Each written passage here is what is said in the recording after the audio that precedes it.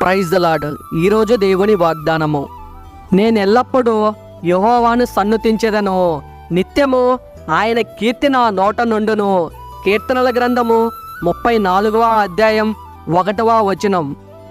వాక్యము విన్నారు కదా. మీ కొరకు చిన్న ప్రార్థన. కళ్ళు మూసుకోండి. మీరు ప్రార్థనలో అడిగి ఉన్న వాటిని మీరు పొందుకొని ఉన్నారని, అవి మీ జీవితంలో జరిగి ఉన్నాయని నమ్మండి. నమ్ముట నీ వశమైతే నమ్మువానికి సమస్తము సాధ్యమే. ప్రార్థన.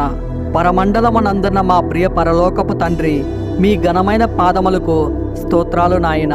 ఇప్పుడు ఈ వాక్యము విన్నటువంటి ప్రతి బిడ్డను దీవించి మీ పరిశుద్ధమైన హస్తములతో వారిని ఆశీర్వదించండి తండ్రి. వారి కుటుంబంలో ఎవరైనా రోగులు ఉంటే వారిని మీ కుమారుని రక్తముతో కడిగి స్వస్థపరచండి. ఆ కుటుంబానికి మీ రక్షణ మార్గం తెలియపరచండి. భూలోకంలో ప్రతి ఆత్మ రక్షింపబడాలని మీ కోరిక నాయన. విన్న అందరికీ మారు మనస్సును దయచేసి పాపక్షమాపణ దయచేస్తారని మీ బంగారు పాదాలకు నమస్కరిస్తూ యేసయ్య పరిశుద్ధమైన నామమున అడిగి వేడుకుంటున్నాం తండ్రి. Amen, amen, amen, amen.